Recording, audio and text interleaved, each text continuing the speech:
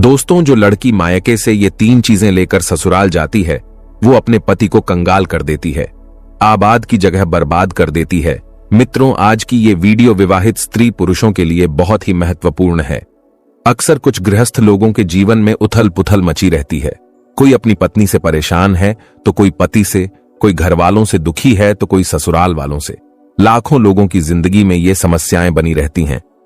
शादी के बाद किसी का जीवन स्वर्ग बन जाता है, किसी का नर्क। किसी के घर में रोज कलह मची रहती है तो किसी का तलाक हो जाता है। लड़कियों की बात करें तो कुछ लड़कियां शादी के बाद अपने ससुराल को स्वर्ग बना देती हैं और कुछ स्वयं भी दुखी रहती हैं और ससुराल वालों का भी जीना हराम कर देती हैं। इस वीडियो में मैं बताऊंगा कि जो लड़कियां अपने मायके से ये 3 चीजें लेकर ससुराल जाती हैं वे अपने पति को कंगाल कर देती हैं। वे 3 चीजें कौन सी हैं जो लड़कियों को मायके से अपने ससुराल के लिए कदापि नहीं ले जानी चाहिए। मित्रों, अगर हमारे घर की उन बहन बेटियों ने इस वीडियो पर अमल कर लिया तो विश्वास मानिए, शादी के बाद उनके जीवन में सुख शांति होगी, ससुराल वालों का प्यार होगा, उनका उनके पति से कभी झगड़ा नहीं होगा। दर्शक बंधुओं, एक समय की बात है, किसी गांव में एक सेठ रहता था। उसकी एक लड़की थी। सेठ अपनी लड़की से बहुत प्रेम करता था, बहुत ही प्यार करता था, लड़की के लिए अपने प्राणों से ज्यादा प्यार करता था। और कहते भी है कि हर लड़की से उसका पिता बहुत प्रेम करता है। ऐसा कौन होगा जो अपने बच्चे को प्यार ना करता होगा। माँ बाप के लिए बच्चे सुंदर हो या कुरूप हो, काले हो या गोरे हो, इससे कोई फर्क नहीं पड़ता, बच्चे तो बच्चे होते हैं। वो सेठ भी अपनी लड़की से बहुत प्रेम करता था। इतना प्रेम करता था कि उसके कहते ही हर इच्छा उसकी पूरी कर देता था। बड़े लाड प्यार से उसने अपनी बेटी को पाला था। बेटी की जुबान पर कोई भी बात आती, उससे पहले ही पिता उसकी डिमांड पूरी कर देता था। और मैं अक्सर कहा करता हूं कि अधिक लाड प्यार भी पूर्ण स्वतंत्रता औलाद को बिगाड़ देती है। उसने कहा कि पिताजी मैं ऐसा पहनूंगी, तो पिता ने कहा कि ठीक है बेटी, तुम ऐसा पहनो। बेटी ने कहा कि मैं ऐसे नहीं रहूंगी, तो पिता ने कहा ठीक है बेटा, तुम्हारी जैसी मर्जी हो वैसे रहो, तुम्हें कौन रोकता है, आखिर तुम हमारी इकलौती पुत्री हो। मित्रों, मेरा आपसे निवेदन है कि अपने बच्चों से प्यार करो, बहुत प्यार करो, अपनी बेटियों से खूब लाड प्यार करो। लेकिन याद रखना, इतना प्यार अपनी बेटियों से मत करना कि उनका भविष्य खतरे में पड़ जाए, क्योंकि तुम्हारी बेटी को दूसरे के घर में भी जाना है। एक बात याद रखना, कितना भी लाड प्यार कर लेना, लेकिन बेटियों के स्वभाव पर ध्यान जरूर देना। कहते हैं 90% ससुरालें खराब नहीं होती, 90% हमारी बेटियों का स्वभाव खराब हुआ करता है। ध्यान रहे, आपको विचार करना है। इतना लाड प्यार मत करो कि वो लड़की आपकी जिद्दी हो जाए, वो बड़े छोटों का भेद भूल जाए, मान मर्यादा भूल जाए, वो ये भूल जाए कि मैं एक भारतीय नारी हूं, उसके लिए सुख सुविधाएं दो कौन रोकता है। पर इतनी मत देना कि कल तुम्हारे लिए उसका प्यार दुखदाई बन जाए। मित्रों, सेठ ने भी अपनी लड़की से इतना प्यार किया, इतना प्यार दिया कि लड़की का स्वभाव बिगड़ गया। लड़की जिद्दी हो गई, उसकी स्वतंत्रता में उसके संस्कार नष्ट हो गए। एक बात याद रखना, लड़ने वाली बहू से घर नहीं चलता जो खुशियां बांट सके। ऐसी बेटी अपनी बना करके तैयार करो। सेठ के लाड़ प्यार में लड़की सारी मर्यादाओं से अनभिज्ज रह गई।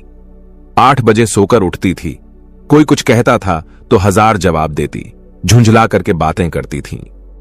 मित्रों, मेरा उन बेटियों से कहना है कि ये तुम्हारा गुस्सा होना, ये तुम्हारा खींचना मां बाप तो बर्दाश्त कर लेंगे, लेकिन ससुराल वाले बर्दाश्त करने वाले नहीं है।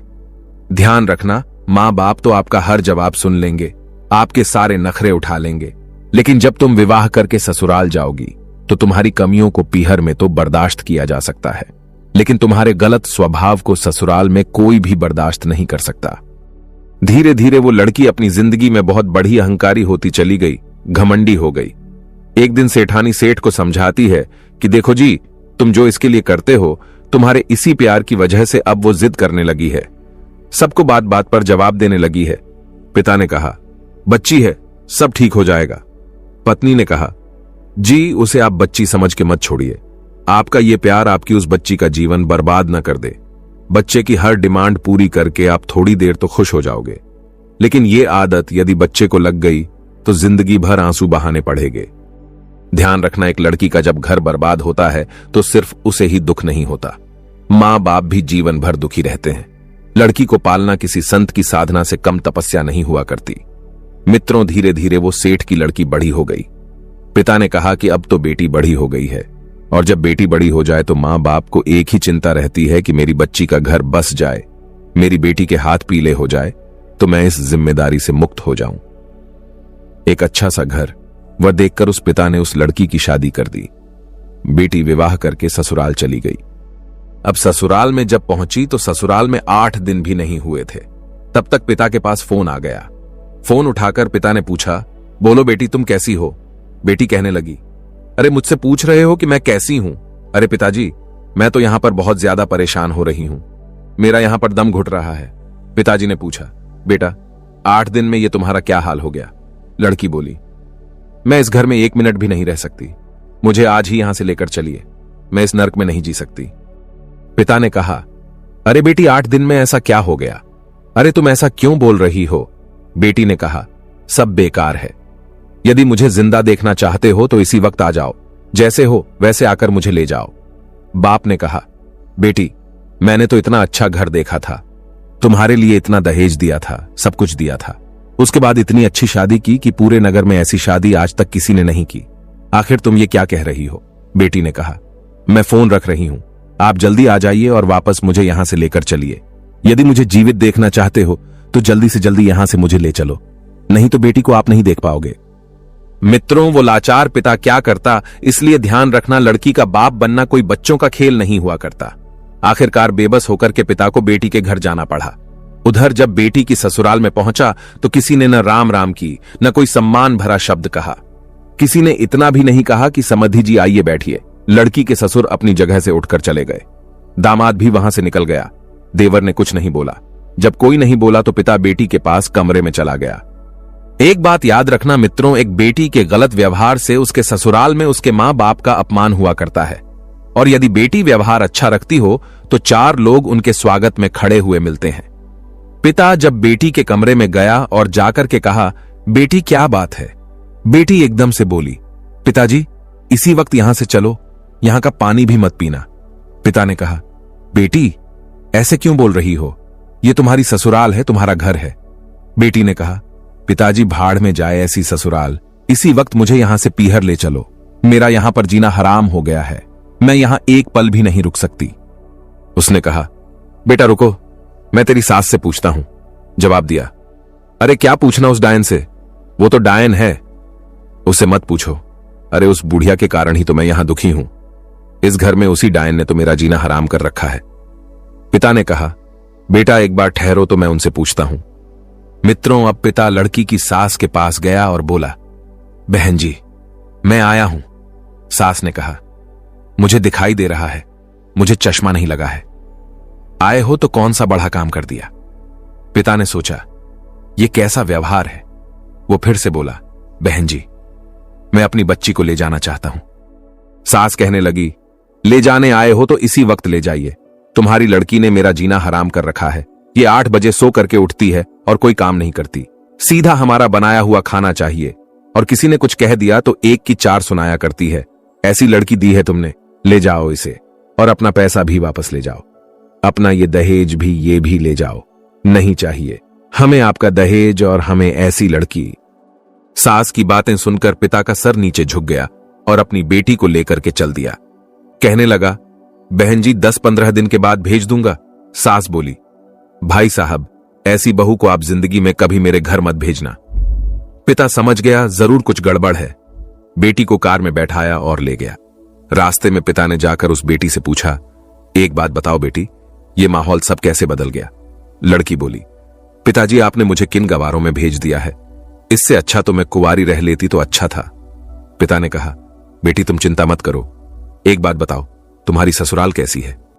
बेटी बोली, देखी नहीं आपने, एकदम नर्क है ससुराल। फिर पिता ने सास के बारे में पूछा। लड़की बोली, आप उसकी तो बात ही मत करो, वो तो पूरी डायन है। पिता ने पूछा, ससुर कैसा है? जवाब दिया, ससुर तो राक्षस है पूरा की पूरा। पिताजी ने फिर पूछा, बेटा अच्छा एक बात बताओ तुम्हारा जेठ कैसा है? लड़की ने चीखते हुए कहा, अरे वो तो 1 नंबर का ठग है। पिता ने फिर पूछा, तुम्हारा देवर कैसा है? बेटी ने कहा, पिताजी वो तो एकदम आवारा बदमाश है, पूरे दिन घूमता रहता है। फिर पिता ने पूछा, अच्छा ठीक है बेटी, एक बात बताओ तुम्हारी ननद कैसी है? जवाब दिया, ननद वो तो नंबर 1 की चुगलखोर है, पूरे दिन चुगली करती है। उसके जैसी लड़की तो मैंने जिंदगी में कभी नहीं देखी। पिताजी ने फिर कहा, बेटा एक बात बताओ, तेरा पति कैसा है? लड़की बोली, उसकी तो बात ही मत करो, वो तो साक्षात यमराज है। पिताजी ने सोचा कि पति यमराज है, ससुर राक्षस है, सास डायन है, देवर आवारा है, जेठ मूर्ख है और ननद चुगलखोर है। फिर पिता ने एक बात और पूछी, बेटा तुम्हारे पड़ोसी कैसे हैं? जवाब दिया, पड़ोसी तो एकदम लुच्चा लफंगा बदमाश है। पिता ने सोचा, एक आदमी गलत हो सकता है, दो गलत हो सकते हैं, पूरी ससुराल का हर सदस्य गलत नहीं हो सकता। ससुराल तो छोड़ो, पड़ोसी भी गलत है। पिता बहुत समझदार था। ध्यान रखना, लड़की के मां बाप को बहुत समझदार होना ही पड़ता है। उस पिता ने कहा कि अब गड़बड़ बेटी के ससुराल में नहीं, गड़बड़ मेरी लड़की है। मेरी बेटी के हिसाब से एक भी तो अच्छा नहीं है। पूरे घर में जो देखो सब इसके खिलाफ है, जो देखो सब इसकी बुराई कर रहे हैं। लड़की कहती है, पिताजी अब मैं वहां कभी नहीं जाऊंगी उस घर में। पिता ने कहा, हां बेटा मत जाना, उस घर में कभी मत जाना। तेरे बाप का घर बहुत बड़ा है, आराम से रहना, अपने यहां किसी चीज की कोई कमी नहीं है। मित्रों, पिता बेटी को बुला लाया अपने घर। उधर भाभियों ने देखा कि अच्छा अब ये यहीं रहने आई है, मेरी ही छाती पर दाल दलेगी। मित्रों एक बात याद रखना, 2 4 8 दिन के लिए मैके में जाओ तो भाभियां भी इज्जत करती हैं। भाभियों ने भी वही किया। 10-5 दिन तक तो अपनी नंद की इज्जत से खूब खातिर खुशामद की। उसके बाद जब पता चला कि ये यहीं रहेगी तो उसके हाथ में झाड़ू पोछा पकड़ा दिया। कहने लगी, बहुत हो गई खातिरदारी, अब यहां रहना है तो काम तो करना ही पड़ेगा। लड़की ने कहा, अरे भाभी तुम तो मुझे इतना प्यार करती थी, अब ये कैसी बातें कर रही हो? भाभी ने कहा, करती थी लेकिन तौर तरीके से होगी तो ही प्यार करेंगे। अब तो तू ससुराल छोड़कर आ गई है और यही रहेगी, हमारी छाती पर दाल दलेगी। भाभी का 2 टूक जवाब सुनकर लड़की सोचने लगी, अरे अब तो भाभी का नेचर ही बदल गया है। मित्रों याद रखना, लड़की अगर ज्यादा पीहर में रहे तो इज्जत सम्मान तो वैसे भी खत्म हो ही जाएगा। लड़की की शान तो पीहर से डोली उठना है और ससुराल से अर्थी उठने में है। भाभी का व्यवहार बदल गया था। मंदिर गई जब 2 महीने हो गए बाप के यहां रहते हुए, अब तो मंदिर वालों को परेशानी हो गई। साथ की लड़कियां सोचने लगी, ये तो काफी दिनों से यहां रह रही है, इसका पति इसे क्यों नहीं लेने आ रहा? ये बात सच है, बेटी अपने बाप के घर रहती है लेकिन पड़ोसियों का पेट दुखने लग जाता है। सहेलियां मिलती हैं, पूछती है कैसी घूम रही हो, जीजा जी लेने के लिए नहीं आए क्या? उसने कहा, सत्यानाश हो उस जीजा का, वो मुझे ससुराल में नहीं रहने दे रहा है, न मुझे पीहर में रहने दे रहा है। जहां जाए, शादी में जाए, पार्टी में जाए, कहीं भी जाए, हर कोई पूछने लगता है कि जीजा जी लेने नहीं आ रहे हैं, छोड़ दिया क्या? अब तो वहां की बातें सुन सुन के लड़की परेशान हो गई। उसने कहा, अरे यहां जीना तो और भी हराम हो गया है। उसने कहा, मैं तो मर गई, आसमान से गिरी और खजूर पर लटक गई। ध्यान रखना, ये मोहल्ले वाले नहीं जीने देते हैं, इनको बड़ी परेशानी हो जाती है। क्यों नहीं जा रही हो? क्या बात है? क्या लड़ाई झगड़ा हो गया? मित्रों और मंदिरों में औरतें इकट्ठी होकर ये चर्चा करने लगी कि फलाने सेठ की लड़की ससुराल नहीं जाती है, लगता है उसके पति ने उसे छोड़ दिया है। अरे हमें तो मालूम था, ये तो ऐसी ही है, ये कहीं भी रहने वाली नहीं है। धीरे धीरे मित्रों ये बात जब लड़की ने सुनी तो वो परेशान हो गई। उसने कहा, यहां तो मेरा जीना हराम हो गया है। 3 महीने में ही उसका जीना दुश्वार हो गया। एक दिन वो बड़ी उदास बैठी हुई थी। पिता ने देखा कि मेरी लड़की उदास बैठी है। उसने जब अपनी बेटी को ज्यादा दुखी देखा तो कहने लगा, बेटी क्या बात है? बेटी ने कहा, पिताजी मेरी ससुराल तो बिल्कुल नर्क है और यहां शादी के बाद जब से आ गई हूं तो मेरी इज्जत ही मिट्टी में मिल गई है। जिसे देखो मुझे शक की निगाहों से देखता है, जिससे बात करो तो पहला प्रश्न उसका यही होता है कि जीजा जी कहां हैं। अब जीजा जी ने तो मेरा जीना हराम कर दिया है, इससे अच्छा तो पिताजी मेरी शादी ही ना होती। याद रखना मित्रों, यदि मोहल्ले वाले टोकते हैं, समाज टोकता है तो यह बुरी बात नहीं है, ऐसे ही टोका करो, क्योंकि आपके टोकने से किसी का घर उजड़ने से बच जाएगा। लड़की अब बहुत दुखी है। पिता ने पूछा, बेटी एक काम करोगी? बोली, क्या? पिता बोले, अपने नगर में एक महाराज जी पधारे हैं, बड़े पहुंचे हुए संत हैं, मैंने तेरी चर्चा उनसे की थी। बेटी ने पूछा, तो क्या बोला? महाराज ने पिता बोला, पहले मेरी बात शांति से सुनो।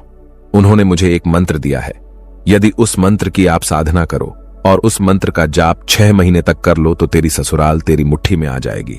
बेटी ने कहा, मुट्ठी में आ जाएगी। बोले, हां।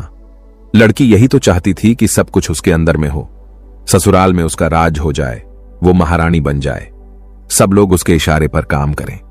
बस इनको ससुराल का राजपाट चाहिए और कुछ नहीं। वो चाहती है कि घर की चाबी उसके पास रहे, घर की मालकिन बनकर रहे, किसी के अनुशासन में न रहना पड़ी है। पिता ने कहा, बेटा 6 महीने में तेरी ससुराल का पूरा वातावरण बदल जाएगा, तू ससुराल जाना चाहेगी। उसने कहा, पिताजी यदि ऐसा हो जाएगा तो मैं क्यों नहीं जाना चाहूंगी, क्या मेरे जाने से सब कुछ मेरी मुट्ठी में हो जाएगा? पिता ने कहा, हां बेटी, सब कुछ तेरी मुट्ठी में होगा। तेरा पति तो तेरे आगे पीछे घूमेगा, सास तेरे पैर छुएगी। बेटी ने कहा, क्या पिताजी वास्तव में सास मेरे पैर छुएगी? अरे मैं ऐसे ही तो ससुराल चाहती हूं। पिता ने कहा, बेटी सब कुछ तो ठीक हो जाएगा, लेकिन महाराज ने कहा है कि इस मंत्र का जाप करना होगा। जवाब दिया, पिताजी देखो, यह मंत्र वंत्र मुझे तो याद नहीं होगा, और कोई काम हो तो बताओ। पिता ने कहा, ठीक है बेटी, मंत्र मैं जप लूंगा, लेकिन साधना तू कर लेना, फिर देखना तुरंत प्रभाव पड़ेगा। लड़की पूछने लगी, पिताजी मुझे क्या साधना करनी है? जवाब दिया, साधना तो इतनी करनी है कि 6 महीने किसी को जवाब नहीं देना है, 6 महीने तक किसी को कुछ नहीं बोलना है, 6 महीने तक तुम्हें चुपचाप ईमानदारी से घर का सारा काम करना है। क्या तुम इस काम के लिए तैयार हो? बेटी ने कहा, पिताजी मैं तैयार हूं, बस 6 महीने की तो बात है। 6 महीने के बाद मेरी ससुराल मेरी मुट्ठी में हो जाएगी, फिर मैं उन्हें देखती हूं। पिता ने कहा, बिल्कुल बेटी, ससुराल के सारे लोग तेरे इशारों पर नाचेंगे। अगर ऐसा ना हो तो तू ये तेरा घर है तो यहां वापस चले आना और आराम से रहना। दर्शक बंधुओं, अब क्या होता है, वो पिता अपनी बेटी को लेकर उसकी ससुराल में जाता है। सबने देखा कि वो फिर से आ गई है, ये हमारी जान की आफत है। उस समय भी उनसे कोई नहीं बोला। पति ने 2-4 शब्द कहे आ गई, कुल कलंकिनी इस घर को बर्बाद करने के लिए। पति की बात सुनकर गुस्सा तो इतना आया, लेकिन उसके पिता ने कहा, बेटी साधना आपको ध्यान रखना है, कुछ भी नहीं बोलना है। 6 महीने तक अगर बोल गई तो मेरी कोई जिम्मेदारी नहीं होगी। उसके बाद में सेठ अपनी बेटी को लेकर उसकी सास के पास में जाता है और कहता है कि बहन जी मैं आपकी बहू को लेकर आ गया हूं। सास ने कहा, अरे क्यों लेकर आए हो इसे, इस चंडाल को, ये तो हमारे घर को बर्बाद कर देगी। अरे यहां से ले जाओ, मुझे इसकी कोई आवश्यकता नहीं है। तब पिता हाथ जोड़ करके कहने लगा, बहन जी एक बार इसको मौका दे दो, क्योंकि एक बार तो हर किसी को एक मौका देना चाहिए। सास ने कहा, ठीक है भाई, जब ऐसी बात है तो ठीक है। इस प्रकार मित्रों, वो पिता अपनी बेटी को समझा करके अपने घर चला जाता है, अपने घर के लिए जाता है और कहता है कि बेटी बस 6 महीने के लिए तुम्हें यह साधना करते रहना है, उसके बाद में यह ससुराल तुम्हारी मुट्ठी में होगी। जो चाहो वो करना और हमारी बात को ध्यान रखना। कोई भी तुमसे कुछ भी कहे, चाहे गुस्से में कहे, चाहे कुछ भी कहे, लेकिन उसी समय तुम्हें मेरी बात को याद रखना है और साधना को बिल्कुल नहीं भूलना है। मित्रों, इतना कहने के बाद वो पिता अपने घर को चला जाता है। इधर लड़की रात भर रुकती है। सुबह जब होती है तो उठ करके अपनी सास के पास जाती है और पैर छूने लगी, कहने लगी, मां जी क्या हमें आशीर्वाद नहीं दोगी? सास तो गुस्से से भरी हुई पहले से बैठी थी, लेकिन जब बहू ने पैर छुए और कहा कि मां मुझे आशीर्वाद दीजिए, तो उस सास के लिए दिल में झटका सा लगा। सोचने लगी, हमारे पैर छूकर आज तो ये आशीर्वाद मांग रही है, ये उल्टी गंगा कैसे बहने लगी? अरे ये वही बहू है जो मैं एक कहती थी तो ये 10 सुनाती थी, और आज हमारे पैर छूकर आशीर्वाद मांग रही है। बहू ने कहा, माता जी अगर कोई गलती हो तो हमें क्षमा करना, आज के बाद मैं कोई गलती नहीं करूंगी, मेरी गलतियों को माफ कर देना और मुझे आशीर्वाद दे दो।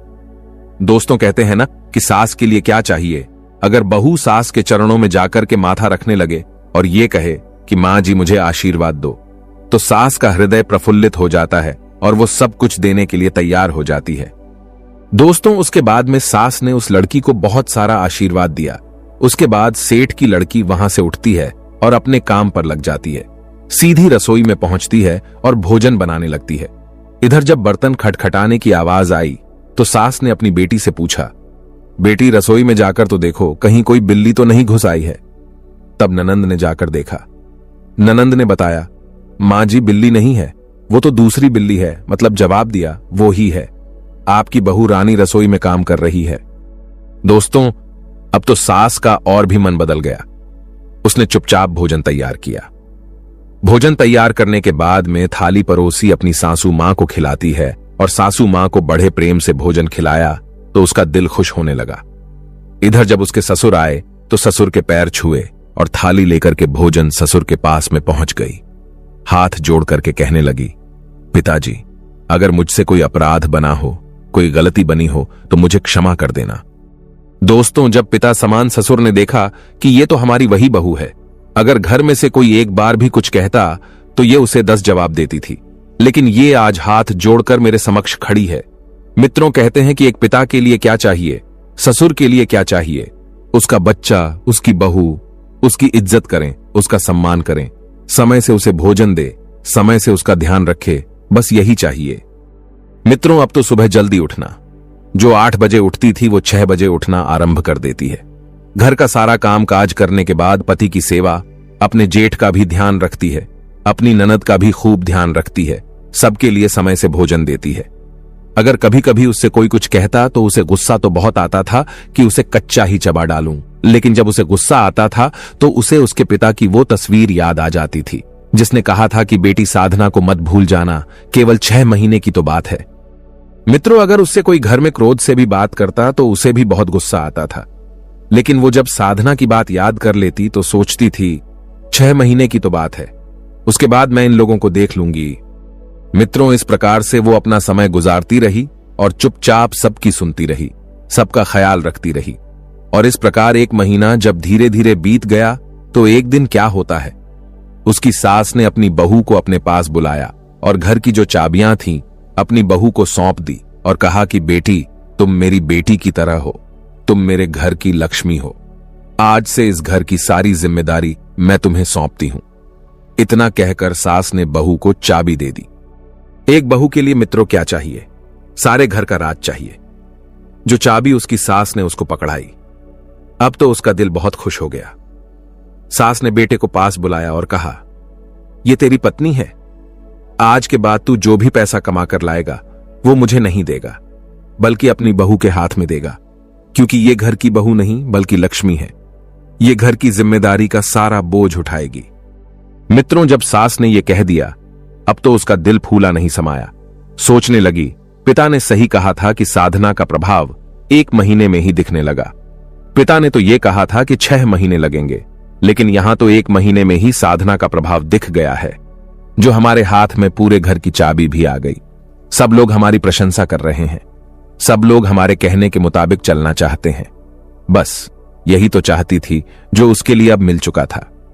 मित्रों, सेठ की बेटी बहुत खुश होती है, लेकिन अंदर उसके गुस्सा भरा था कि 6 महीने के बाद मुझे इनको देखना है, एक एक शब्द का हिसाब लेना है। इस प्रकार वो चुपचाप अपने पिता की बातों को याद करके अपने ससुराल वालों की सेवा करती रही। अब तो उसकी प्रशंसा ससुराल में खूब होने लगी। पड़ोसी लोग भी उसकी प्रशंसा कर दिया करते थे। धीरे धीरे 2 महीने हो गए और जब 2 महीने हो गए तो उस बिगड़ैल बेटी का सारा गुस्सा ठंडा पड़ गया, सारे विचार बदल गए, उसके अंदर प्रेम भाव जागृत हो गया। दर्शक बंधुओं, एक दिन की बात है, सावन का महीना आता है तो उसका भाई जो है अपनी बहन को बुलाने के लिए आता है और कहता है कि बहन तैयार हो जाओ, सावन का महीना आ चुका है, त्योहार है। बहन ने कहा, जा पहले हमारी सासू मां से पूछ ले, हमारे ससुर से आज्ञा ले ले, तब मैं चलूंगी। भाई कहने लगा, सासू मां से?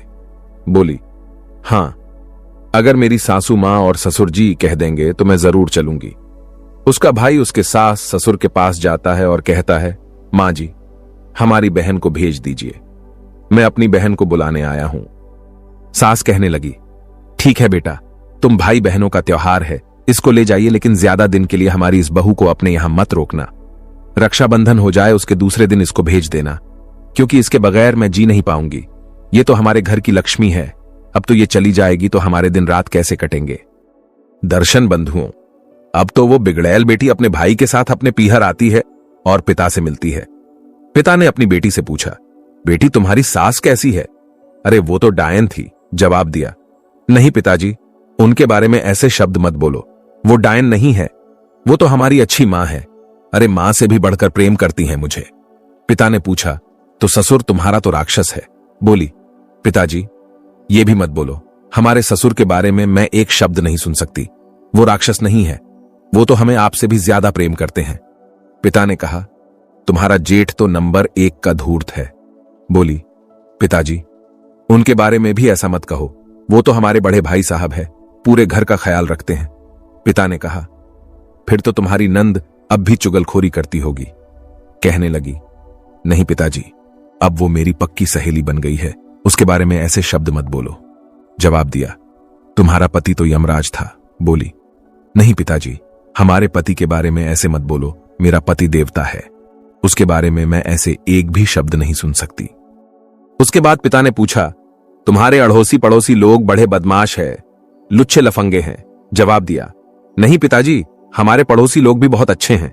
जब पिता ने अपनी बेटी के मुख से ये शब्द सुने तो उसे लगा कि आज से पहले जो हमारा सिर नीचे झुक गया था, आज हमारा सिर ऊंचा हो गया है।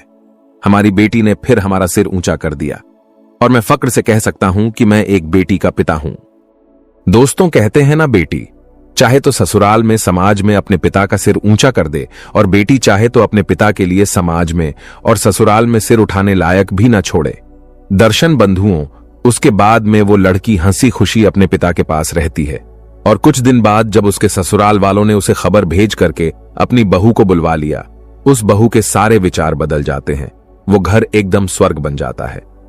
कहते हैं एक मौन ने और 6 महीने की सहनशीलता ने सब कुछ बदल दिया। इसीलिए तो कहते हैं, उजड़ते हुए घर और टूटते हुए रिश्तों को अगर कोई बचा सकता है तो वो है आपकी सहनशीलता, वो है आपका नम्र व्यवहार। सहनशीलता से व्यक्ति अच्छों को झुका सकता है, जिसने कभी ना झुकने की कसम खा ली हो। तो आप उसके सामने झुकते रहना। जितना आप झुकोगे उतना ही उसे भी झुकना पड़ेगा, इस बात में कोई दो राय नहीं। मित्रों, अब मैं आपको बता रहा हूं कि लड़की को अपने मायके से ससुराल में ये 3 चीजें कभी नहीं ले जानी चाहिए, वरना पति कंगाल हो जाता है। नंबर 1, बाप की दौलत और भाई भतीजों का घमंड लड़की को कभी नहीं ले जाना चाहिए। जो लड़कियां शादी के बाद भी बाप की दौलत का और अपने पीहर वालों का घमंड करती है, उनके ऊपर फूली रहती है, उनमें असंस्कार आ जाते हैं, उनकी ससुराल में कभी नहीं बनती है। नंबर 2, बचपन से लेकर जवानी तक आपने अपने पिता से हर बात पर जिद की। जिस काम को करना चाहा पिता ने वो कराया, जो मांगा पिता ने वो लाकर दिया।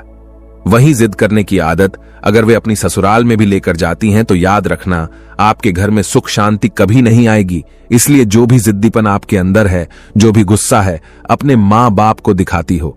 वो गुस्सा माँ बाप तो सहन कर लेंगे, लेकिन आपके ससुराल वाले आपका गुस्सा सहन नहीं करेंगे। तो पहली चीज यही है कि अपने गुस्से को, अपने जिद्दीपन को, अपनी हठ को अपने मायके में ही छोड़कर जाना। नंबर 3, लड़ाई झगड़ा। जब आप अपने पीहर में रहती हो तो आप अपने माता पिता से, अपने भाइयों से, अपनी बहनों से, परिवार वालों से, ताऊ चाचाओं से लड़ाई झगड़ा करती हो और वो आपके पीहर वाले सहन कर लेते हैं, सुन लेते हैं, कुछ नहीं कहते हैं क्योंकि आप लड़की हो। लेकिन वही आदत लड़ाई झगड़े वाली यदि आप लेकर के अपनी ससुराल में जाओगी और अपने ससुराल में सास ससुर से, मोहल्ला पड़ोस वालों से, अपने ससुराल के परिवार वालों से अगर लड़ाई झगड़ा करोगे तो आपका घर बर्बाद होने में देर नहीं लगेगी। इसलिए लड़ाई झगड़े की आदत, कड़वा बोलने की आदत और बाप की दौलत का घमंड लेकर जो लड़की अपने ससुराल जाएगी वो निश्चित रूप से अपना घर बर्बाद कर लेगी। दर्शन बंधुओं, मैं उम्मीद करता हूं इस कहानी को अगर ध्यान से सुन लिया तो ये हजारों लोगों के घर को टूटने से बचा लेगी, उनका जीवन नर्क बनने से बच जाएगा। तो चलिए अपनी कीमती राय कमेंट में भेजिए। मिलते हैं आपसे अगली वीडियो में। आप सभी का बहुत बहुत धन्यवाद। जय